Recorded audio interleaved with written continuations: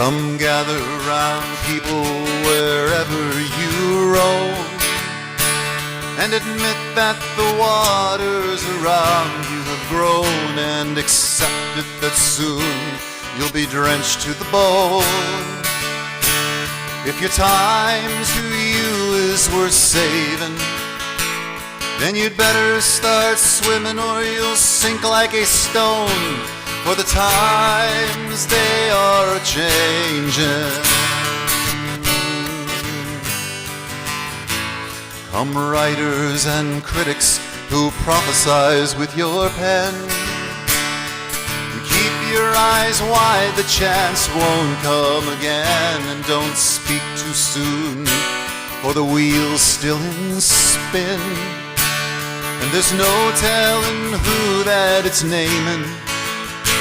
For the loser now will be later to win, for the times they are a-changin'. Come senators and congressmen, please heed the call. Don't stand in the doorway, don't block up the hall, for he who gets hurt will be he who has stalled. There's a battle outside and it's raging. It'll soon shake your windows and rattle your walls, for the times they are a-changin'. Come mothers and fathers throughout the land, and don't criticize what you can't understand. Your sons and daughters are beyond your command. Your old road is rapidly aging. Please get out of the new one if you can't lend your hand, for the times they are a-changin'. The line it is drawn, the curse it is cast. The slow one now will later be fast, as the present now will later be past. The order is rapidly fading, and the first one now will later be last, for the times they are a-changin'. Yes, the times they are a-changin'.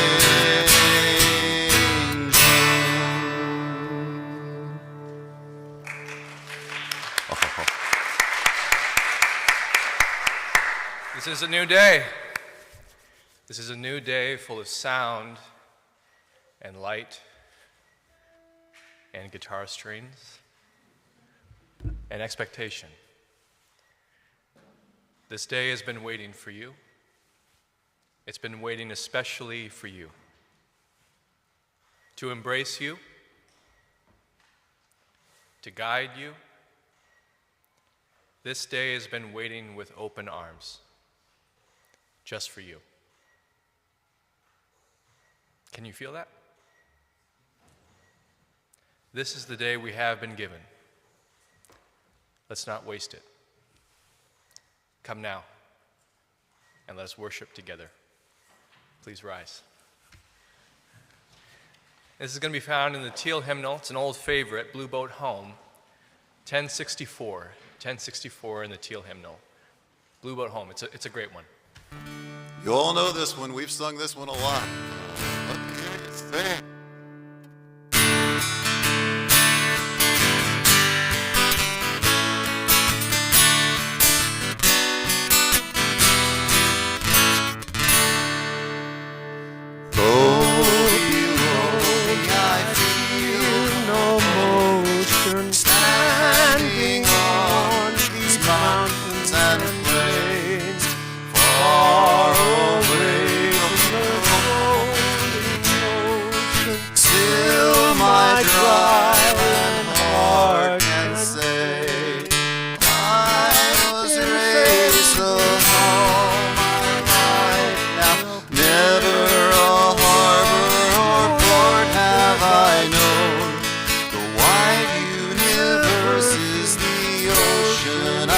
travel, and the earth is my blue boat home.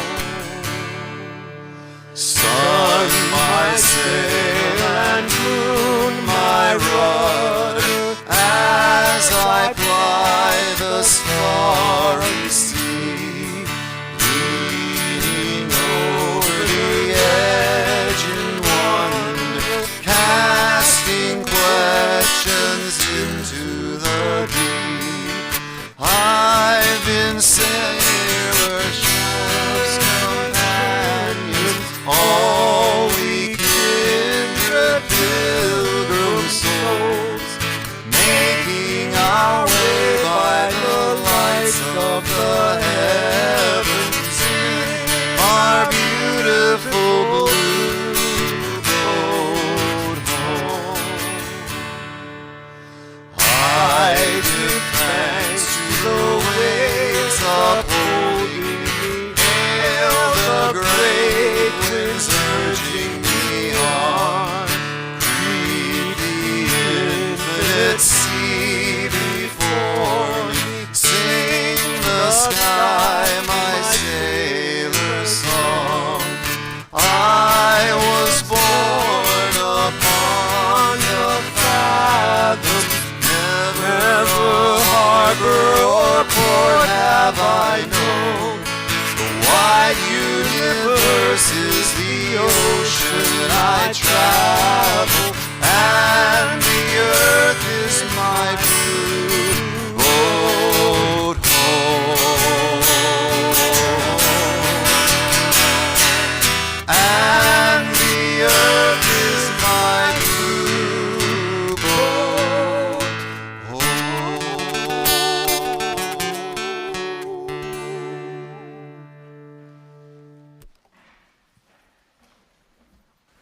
Good morning, everyone. How are you doing?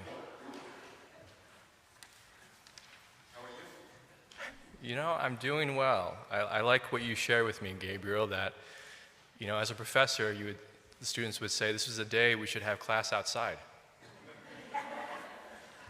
And I concur. The sun felt really beautiful and just really nice and warm, and man, the space feels just so welcoming. And it's an honor. It's an honor to be with you all this morning. So good to see you. I see some new folks and people here the first time, so please say hello to each other when we can. I have a few announcements this morning. I wanted to share with you that Michelle Houston will be leaving the role of office manager. Her last day with us will be October 27th. I'm very sad to see Michelle go.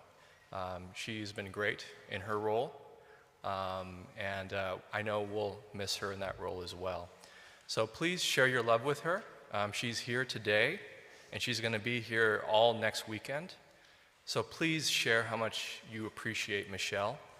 I certainly do. And yes, please do share your love with her.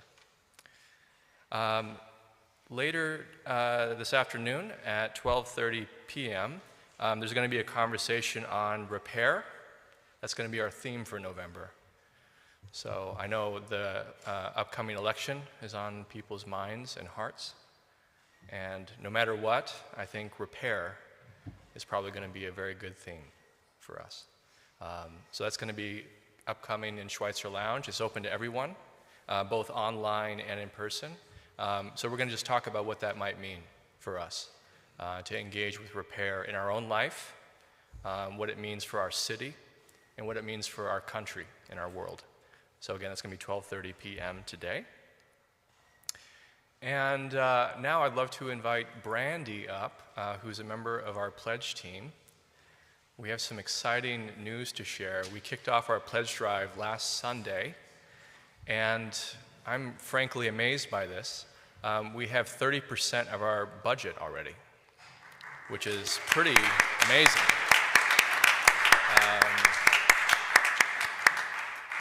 So we have a nice visual here that we're actually going to put up in Channing Hall. The visual, I don't know if you can see, is following the yellow brick road. That is a teaser for the first Sunday in November. okay? So be prepared to be wowed. There's going to be some great theater, some great music the first Sunday in November connected to this theme. But thank you for everyone who's pledged already. Again, 30% of our goal in 1 week is huge. And if you haven't pledged already, you'll see in your order of service there is an opportunity to pledge. Please do hand that in. If you want to talk about it, please talk with me. Brandy, who's part of our pledge team, is glad to talk with you as well. We definitely want to get all that in so that we can celebrate. So thank you so much. And thank you, Brandy. And now, I'd like to invite a very special guest who has been critical in helping our church invest our money according to our values. He's our financial advisor and has been really, really critical in helping us invest responsibly and ethically. So I'd love to invite Dan Betts up for our chalice lighting.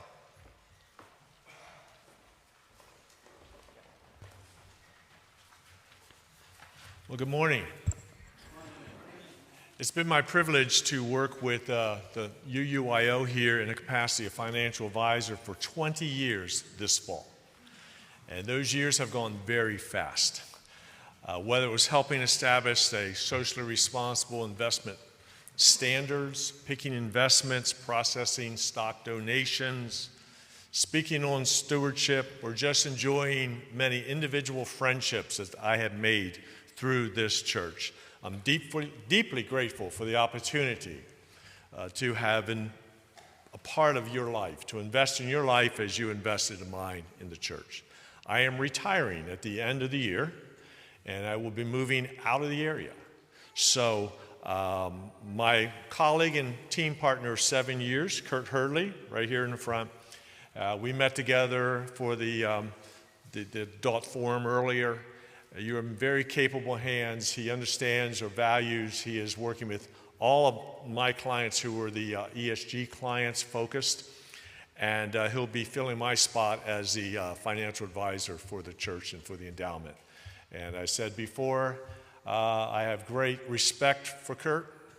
He gets tired of hearing me say this, but I say if I had one more daughter who wasn't married and he wasn't married, I'd be hooking him up. That's what I think about Kurt. I think you'll find him to be a man of great character. You will enjoy working with him. Every church needs two things to stay on track. They need a mission first, clear purpose, clear values, attainable goals. But they also need money. Money without a mission is just wasteful spending. But a mission without money is wasted potential. This church, like every other charitable organization, relies on the generous giving of its members. Most of you know this, but as a former pastor, I like to make sure it's very clear. A church like First Unitarian is solely funded by the pledges of its members and attendees. There is no support from the state or national organization. There's no funding from United Way. It's funded solely by the people who believe in it, share it, and gain from it, and that's you. So how does one support a church? How does one go from 30% to that 100%? We discussed a lot of ideas today in our adult forum, things you can do both now and also at death. If you are here and you say, I'd like to know how I might strategically be able to give more, feel free to call me, call Kurt. We'll be happy just to talk to you. No obligation. No one's going to sell you anything. All we'll be selling is this church. All right? We'll give you that disclaimer. But giving is like exercise. It's very important. The more you do it, the easier it gets. And like exercise, doing something is better than doing nothing. I encourage you to take a step of faith and give just a little more than you are now, so that UUYO can continue to fulfill its mission in the city of Youngstown. I close with this quote by Smith and Davison as we look to light the chalice in a book that they wrote, and I just quote. It says, "This paradox of generosity should not be surprising. Very many wise observers of human life across all of recorded history have taught different versions of the generosity paradox. paradox. An ancient Hebrew proverb, for example, teaches that one man gives freely, yet gains even more. Another withholds unduly, but ends up impoverished. The Buddha teaches giving brings happiness at every stage of its expression. A Hindu proverb holds that they who give have all things, but they who withhold have nothing. And Jesus of Nazareth teaches, whoever tries to keep his life will lose it, but whoever loses his life will preserve it, end quote. And so in recognition of your generosity, we light this candle, remembering that it is more blessed to give than it is to receive. Receiving is pretty good too. So let's do that now. And greet our neighbors and definitely receive that with love and affection. Let's do that.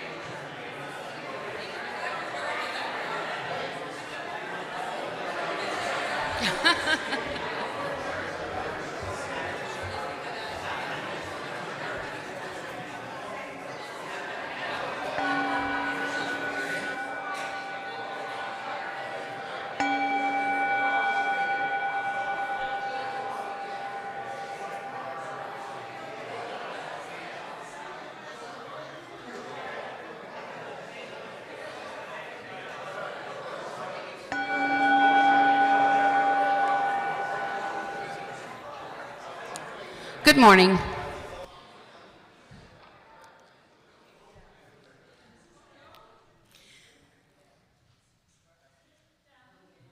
Before I tell the story, I want to give you guys one more announcement, and this one is about our upcoming Hogwarts Academy, spelled Hogwartz.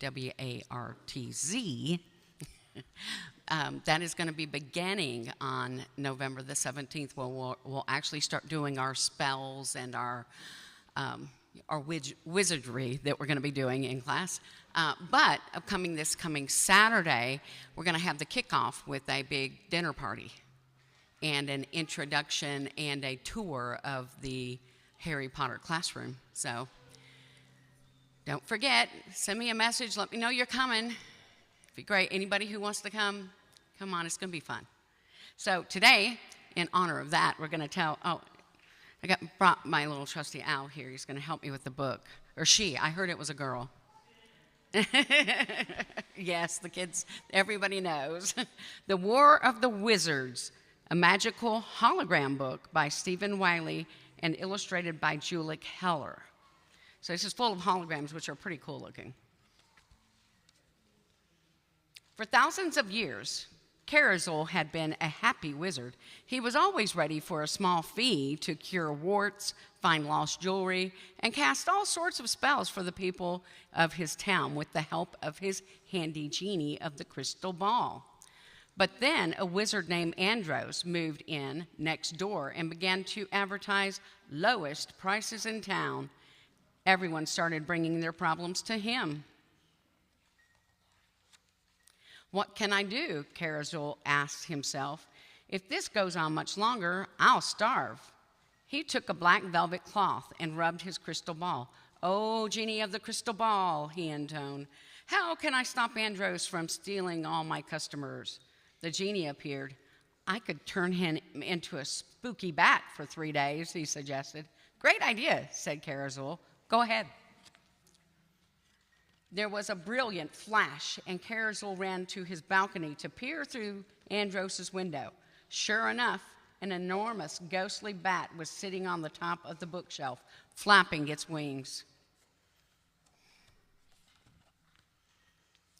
The goblin snapped his fingers, and there was a loud bang. Andros rushed outside to look through Carazul's mail slot. A large, hairy spider looked straight back at him. "Oh, goody," said Andros, rubbing his hands together. People came back to see him again and convinced that Carazul had closed down. A few days later, the spell wore off. In a puff of smoke, the spider disappeared, and a hopping mad Carazul returned.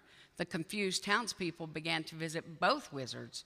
Carazul vowed to get even, and at his command, the genie man made Andros vanish for 3 days. As soon as Andros reappeared, he ordered his goblin to turn Carazul into a ghastly gargoyle.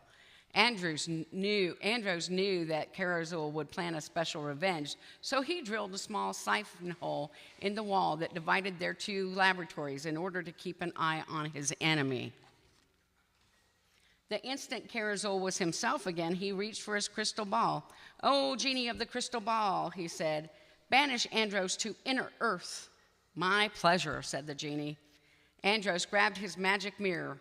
"Oh, goblin of the magic mirror," he said, "banish Carazul to inner earth." And that goblin snapped his fingers. There was an enormous bang, and Carazul and Andros tumbled through space. They landed with a bump side by side in inner earth. "How in the world did I get here?" asked Carazul, brushing off the dust. "Maybe the genie got the spell wrong." "No," said Andros, "I put you here with my magic mirror." "Genie! Goblin!" they yelled. The genie and the goblin appeared together. "We'll get you out of here on one condition," they said. "You must stop this ridiculous feud and let us get back to curing warts and finding lost jewelry." "Well, well," said Andros, stroking his beard. "I suppose we could join forces." "Partners?" "Partners," said Carazul, and they shook hands. So the two wizards opened a laboratory together back in town. The genie and the crystal ball and the goblin of the magic mirror were delighted to work with each other, casting spells likes of which had never been seen before, and business was better than ever. The end. And if you would like, I will leave this downstairs and you can look at it, all the little hologram pictures, because you probably can't see them from here. So now we are going to recite our covenant. Do I have any kids out there who are going to come up and read the covenant with us?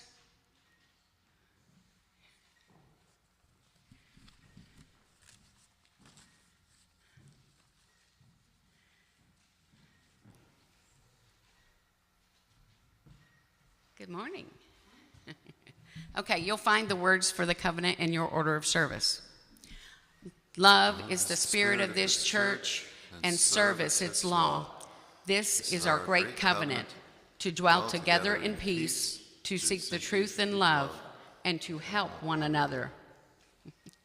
And now we'll sing our children out to their class. That is also in your order of service. It's called Go Now in Peace. Go now in peace, go now in peace. May the spirit of love surround you everywhere, everywhere you may go. Go now in peace, go now in peace.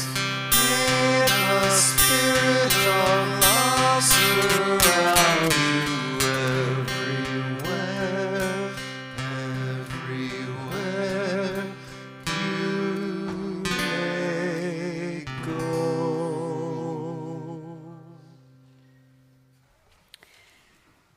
Every week in our service, in addition to our pledge requests, we take up an offering. It's good to remind ourselves from time to time that the offering is symbolic as well as practical. We pass the plate during our worship service to make a community expression of thanks for the blessings of abundance and to support our community in a tangible way. This month, our offering goes to support the Minister's Discretionary Fund. This fund is used to help our members and community in times of need, such as providing meals, help with bills, providing temporary shelter, and more. We will now receive the offering that supports the life of our church, the Mahoning Valley, and the wider world. And while you are hearing Jeff's beautiful music, if you have an extra moment, you could do what I'm going to do. Fill out my pledge form. Thank you.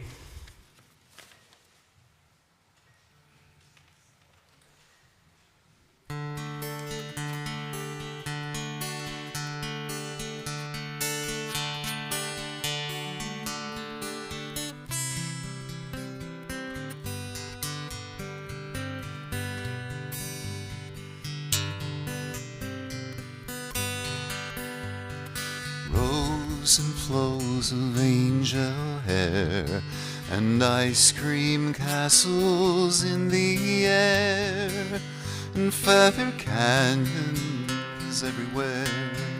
I've looked at clouds that way, but now they only block the sun. They rain and snow on everyone.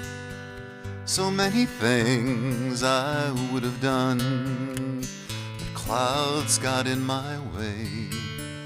I've looked at clouds from both sides now, from up and down, and still somehow it's clouds' illusions I recall.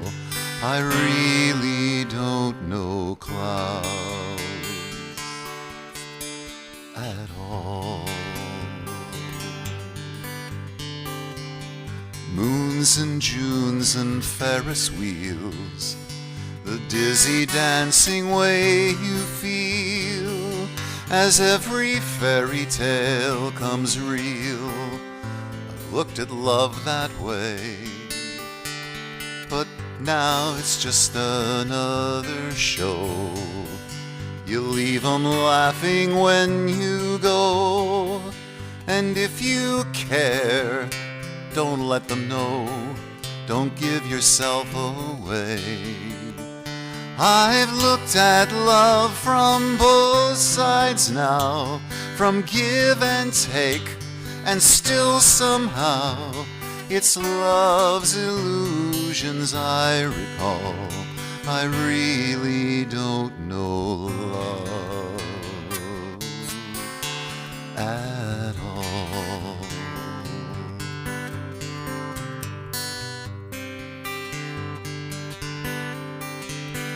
Tears and fears and feeling proud to say I love you right out loud. Dreams and schemes and circus clouds, I've looked at life that way. But now old friends are acting strange. They shake their heads, they say I've changed. But something's lost and something's gained in living every day. I've looked at life from both sides now, from win and lose, and still somehow it's life's illusions I recall. I really don't know life at all. I've looked at life from both sides now, from up and down, and still somehow it's life's illusions I recall. I really don't know life at all.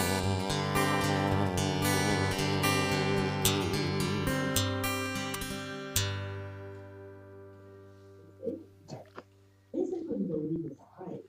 How dare you report me when I try to do something good for you? It's really infuriating. mic on? Okay, okay, there we go. Some of you may have heard this. Peg Tom passed away days after her 94th birthday. So I thought during the meditation, let's hold Erica, Peg's daughter, and her brother especially. We'll just hold them in silence.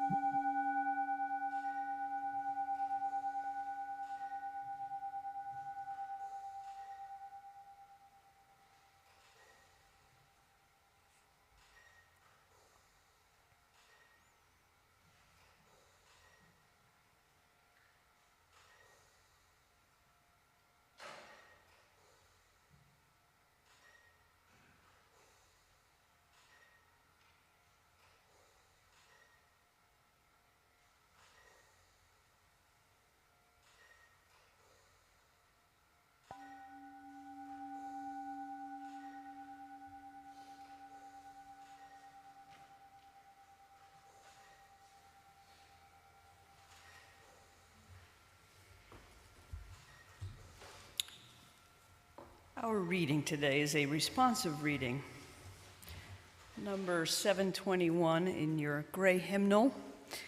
And before we engage in the responsive reading, allow me first to read through it one time. It is called "They Are Still With Us" by Kathleen McTeague. In the struggles we choose for ourselves, in the ways we move forward in our lives and bring our world forward with us, it is right to remember the names of those who gave us strength in this choice of living. It is right to name the power of hard lives well lived. We share a history with those lives. We belong to the same motion. They too were strengthened by what had gone before. They too were drawn on by the vision of what may come to be. Those who lived before us, who struggled for justice and suffered injustice before us, have not melted into the dust and have not disappeared. They are with us still. The lives they lived hold us steady. Their words remind us and call us back to ourselves. Their courage and love evoke our own. We, the living, carry them with us. We are their voices, their hands, and their hearts. We take them with us, and with them choose the deeper path of living. Are you ready? 721, responsive reading. In the struggles we choose for ourselves, in the ways we move forward in our lives and bring our world forward with us, it is right to remember the names of those who gave us strength in the choice of living. It is right to name the power of hard lives well lived. We share in a history with those lives. We belong to the same motion.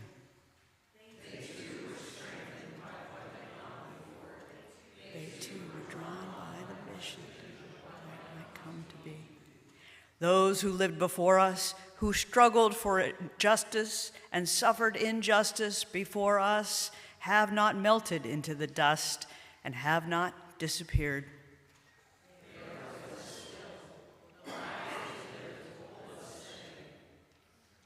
Their words remind us and call us back to ourselves.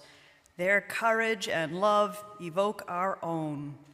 We, the living, carry them with us.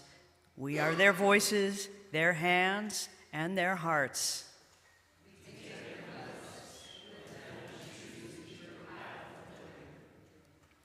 And now, I invite you to think of who those people are in your lives who have invoked the living within you. And I invite you to say their name out loud, right there from your seat, or to quietly think of their names on your own.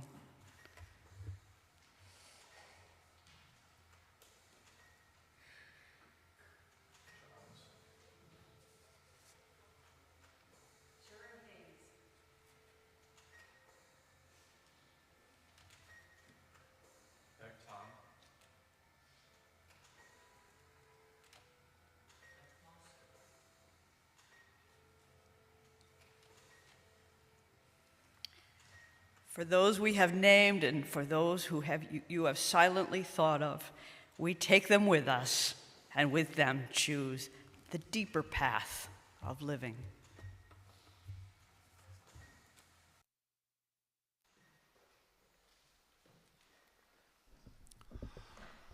It's hard to believe for me, but the song I'd like to share with you this morning is a song I did on an album 10 years ago. And it's just hard to believe that it's been 10 years. But I'd like to share it with you this morning. This is called Mirrors, Doors, and Deeper Water.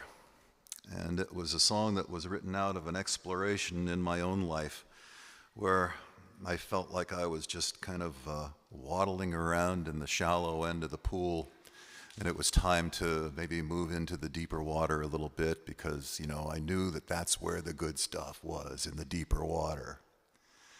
And so I'll share this with you this morning.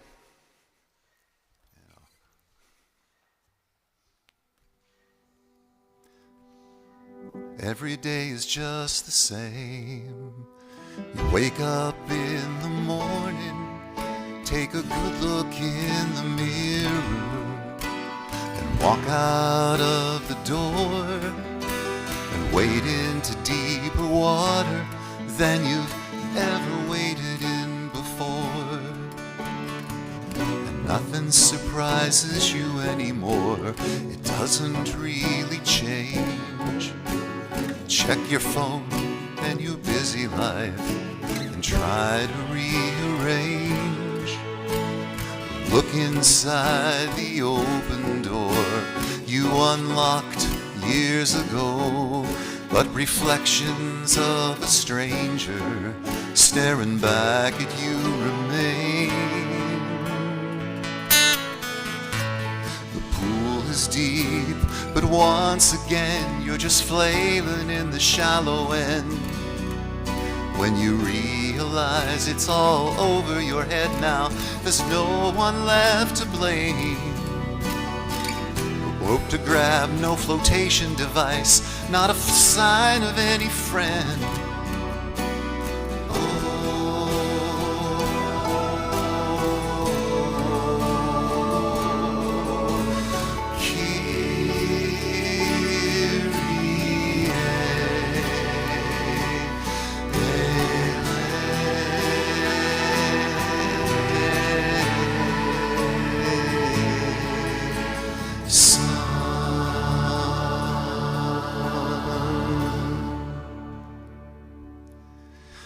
You're on your own, son, take it from me.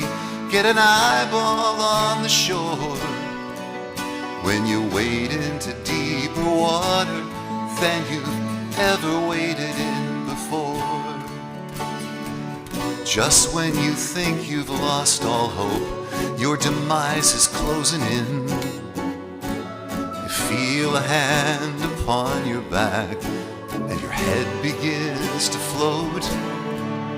And that friend you'd met all those years ago shows up driving your boat. And you start it all again.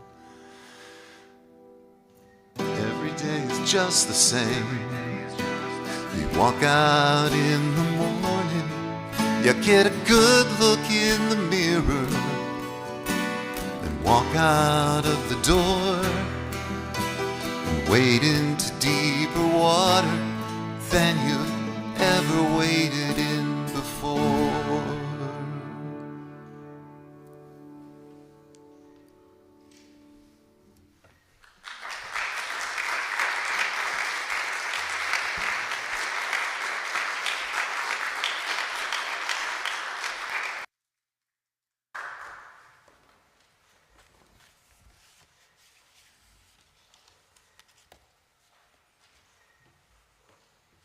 I had the great fortune to spend part of an afternoon with a beloved member, Beth Foster, before she moved back to Minnesota. I think we both had the sense this may be the last time we would see each other in person. but mercifully, neither of us mentioned that. We just enjoyed each other's company, laughed, shared a few stories. One of her stories left an impression that has never left my mind. She told me she lived on a farm in Minnesota, a place near where she was about to move back to. She said it often got foggy, and the farm was large enough that once the fog rolled in, it was easy to feel completely lost. She said her father installed a literal lifeline that ran from the house through the entire farm. Can you imagine this? She said it was so nice in that fog that she knew that lifeline was there to help her find her way home. It's an image I don't think I'll ever forget. I imagine the feeling of being caught out in the middle of a fog, confident there's a lifeline somewhere. I've been very fortunate in this life. The more I thought about this sermon topic of lifelines, the more the image of myself stranded in the fog started to change. I saw I didn't have just one lifeline. I had many, many lifelines surrounding me, given by those who cared about me. Some from those I knew very well, some by those I never met, truly, some by those who I hardly knew. But their living showed me a different possibility, something that has proven as a guide of sorts when I feel lost or confused. I can start with Beth Foster because she's on my mind right now. We recently had her memorial service a couple weeks ago here. I shared this story during that service. I remember my first year of ministry.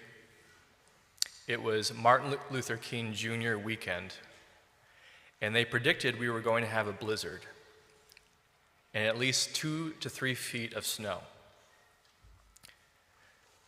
They were right this time. And the whole north side was covered in snow.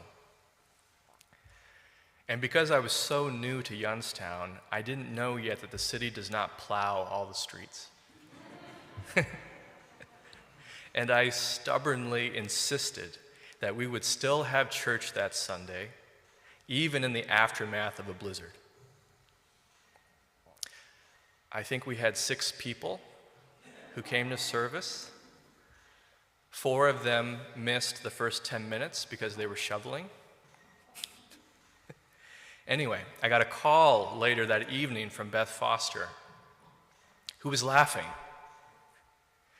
And she said, no minister has made a move like that, not closing the church on Sunday ever, even after a blizzard, since the 1960s. She laughed and said she liked the decision. Humor and laughter was a lifeline that she gave me over the years that I knew her. I had seen her in pretty dire situations over the years. One time, a tree came through her roof. When I saw her, I was expecting her to be frantic. I was frantic on her behalf when I heard the news. She laughed at me and said it wasn't that cold yet. That became our dance over the years. When everyone's electricity went out in winter, so many homes didn't have heat, I'd reach out to her frantically, and she would laugh and say some version of, "Don't worry." I would see her in the hospital, and I would come in very worried. One time she had COVID and was in the hospital. I should have known by then to be surprised by her. But I came in concerned, and she said, I don't really feel any different, other than I'm hungry because I don't like the hospital food. And then she laughed, laughing at her own predicament. It was a great gift. In the fog, laughter may be there somewhere. Some lifelines are strange. They're lifelines in the sense that they show you what not to do, but it's a lifeline. And that can be just as life-changing in a positive way. I think I mentioned I was on a panel during Nonviolence Week with Minijine Trickey, who's an original member of the Little Rock Nine, who helped desegregate our school system. I did mention this, right? Well, she loves Youngstown, and she comes here as often as she can. And the facilitator, John Paul Robles, asked her a fantastic question. He asked her if there was any teaching from her experience in Little Rock that continues to inform her life today. And she said yes. There is one major moment that has continued to inform her life. It was her experience as a teenage girl witnessing thousands of adults, people much older than her, who were so consumed with hate that they became mindless, she said. She said she witnessed all these adults literally lose their minds in hatred. She used the term mindless. And she said as a small girl, she vowed to herself right there and then, in that moment, that no matter what happens, no matter what her life became, she would never become so mindless due to hatred. Never. And she was very open with the audience. She said, I'm a human being. There are occasions where I feel great anger. She said, especially at injustice. It makes her feel angry to hear violent rhetoric about vulnerable people. She said, I feel angry, but I vowed to myself I would never lose my mind in hatred. I would never lose my mind. And that led her to a life committed to nonviolence. Because to live in retaliation, to live in anger forever, to live in hatred, is to lose our mind. It was an incredibly powerful answer, and one I will remember forever. I was moved a few weeks ago hearing Dirk's story about the garlic plant. It was garlic, right? The garlic plant, who provided him hope, watching its growth. It reminded me that not just humans have provided me with lifelines. All kinds of creatures and living plants have. One creature that comes up for me is our cat Simon, who passed away when we were living on the north side. Simon was a very special person. He provided me with a lifeline of empathy. He taught me what empathy feels and looks like. When I was excited, he would immediately pick up on my energy. Sometimes before I even knew what I was feeling, I would come into the house excited, and he would immediately run through the house and almost bark like a dog, even though he was a cat. And he would get up on his back legs and play and greet me. Without hesitation, without holding anything back. When I was kind of down or sad, he would come lie next to me and rest his head on my leg. It gave me courage. It was a lifeline. I gained courage that I could meet others in their predicament, in their feelings. It wouldn't kill me. It might actually save me. Simon was also very goofy. He had a snarl tooth. He was very goofy, and he was fine with that. That was another lifeline he gave. It's okay to be yourself. But sometimes I know we don't know where the lifeline is. I think that's an important part of it. We don't always know who or what will help us. Sometimes we may not even know we need help until we go far enough into the fog. And for me, that's where my understanding of faith comes in. For me, it feels more like trust. I let it be okay that I don't know where my lifeline is in a given situation. I don't know. And that's okay. I trust that something will come that will show me what I need. Most of the time, it is never what I expect. It's never what I think. For me, that's where the understanding of trust comes in, which I practice consciously. Trust is not my natural instinct in most cases. Fear and control are more natural to me. But I've learned to trust even that. It's okay to be afraid. It's okay to not know. But I'm learning to trust that something will come. I've gained more confidence in this by being able to hear other people's stories and the unexpected lifelines that appear. I heard a story from a man who was incredibly depressed, who would walk laps around Wick Park. Even in the dead of winter, he would do this. He said he couldn't figure out what was going to help him. He was on medication, he was in therapy, he was doing all the right things, and still having a very hard time. But once he told me he came around the bend and he saw the lights in our cupola. You know, we have lights that light up, at night.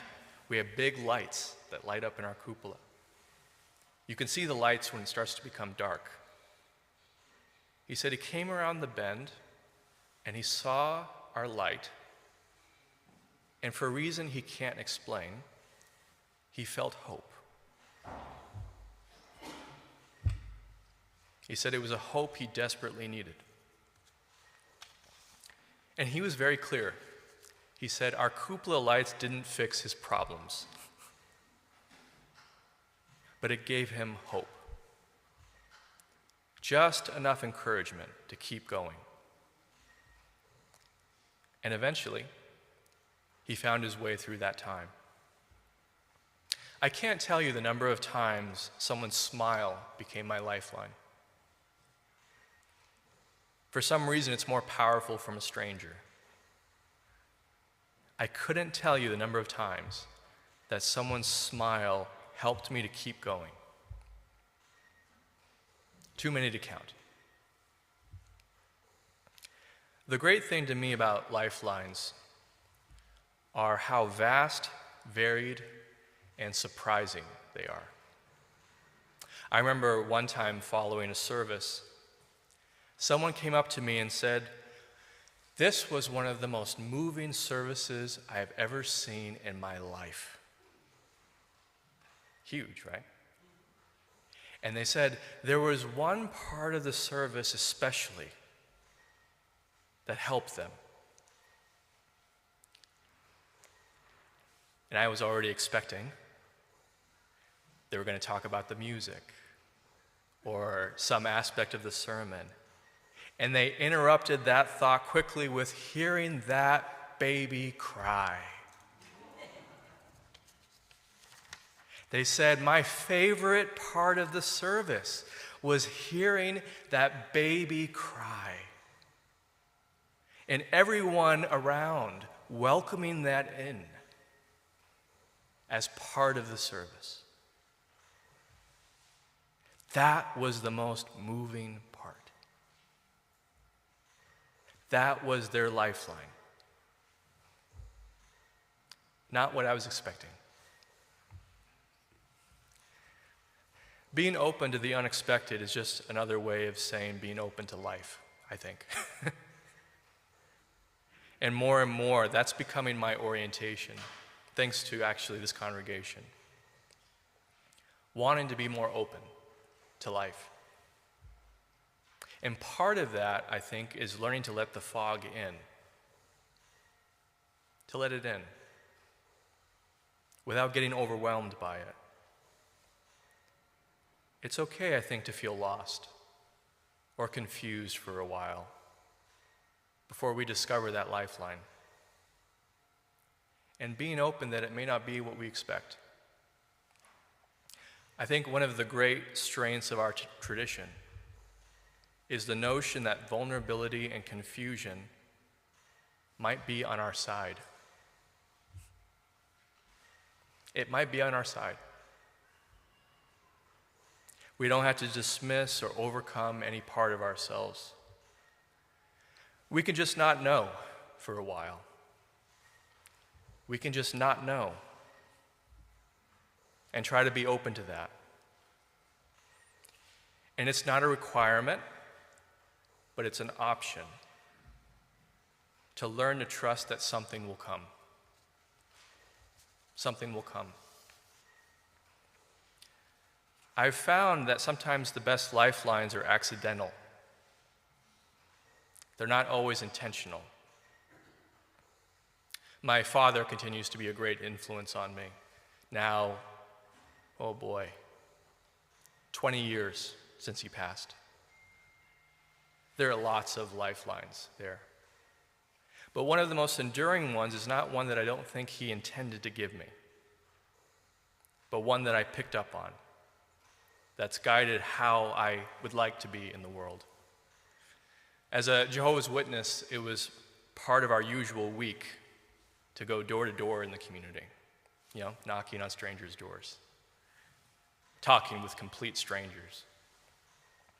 And then we would go to the local grocery store and eat a maple bar, which I loved. But what I picked up accidentally was witnessing the way he would engage with people. We would meet all sorts of people going door to door. Some were outright mean. Most were indifferent. And some were quite nice. But he treated each person, no matter how they treated us, with simple kindness and curiosity. We would have scripts given to us that we were supposed to say going door to door, and he never used them. He would ask about their lives, and then this was the most important part. He would actually listen. Sometimes we would be at someone's doorstep for 10, 15 minutes, which as a kid felt like an eternity. But he would listen. I remember one time getting frustrated and telling him we had a script and we were just supposed to give them the material and leave. He just said, when it's your turn, you can do that if you want.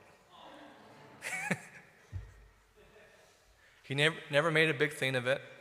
He never said, listen, son, I'm going to show you how to listen. But he showed me how to listen. The funny thing looking back is I don't think he even knew what he was doing. He just did what came naturally to him. You. You probably are a lifeline to someone you don't even know in ways that you can't even imagine. Even in times of difficulty, I think strange lifelines can emerge. My favorite line from Kathleen McTeague's reading is, "It's right to name the power of hard lives well lived." That's my favorite line from that. I think it's right to name the power of hard lives well lived. Of course, I would say everyone's life has some hardness. Everyone. A life well lived. Sometimes I think that happens when we're preoccupied with something else. It maybe doesn't always happen intentionally, but it does happen. It happens when we live through our struggles, when we gain the courage to admit we're lost, when we can say, "I feel far from home." It happens when we dare to reach up in the hope that maybe someday something will be there. Or we wait. And we wait. And we wait. In that fog. Until someday, somebody in that fog bumps into us and says, "Oh, you're here. I thought I was out here all alone." Please pray with me.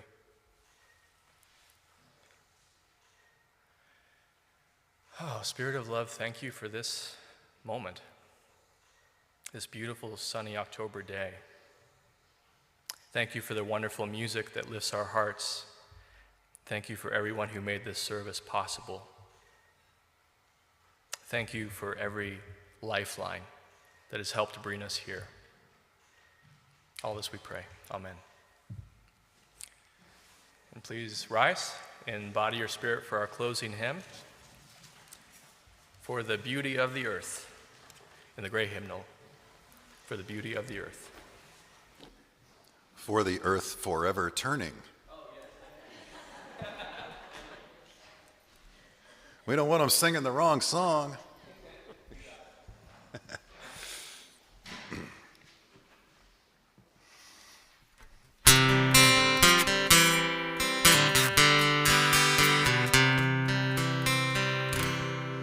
For the earth forever turning, for the skies, for every sea, for our lives, for all we cherish, we are joyful song of peace.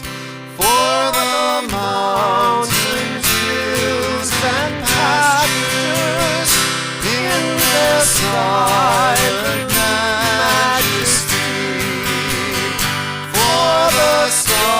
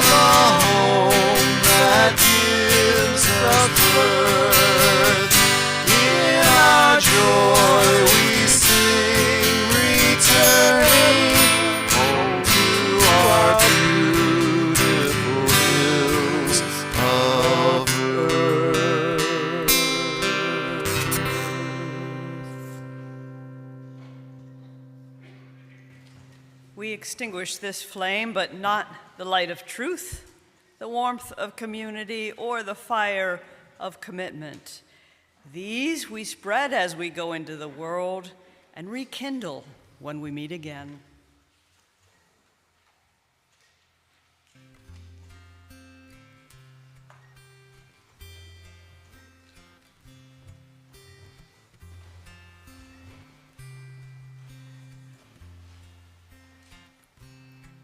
As you depart, please remember the one great fact. You are loved and never truly alone.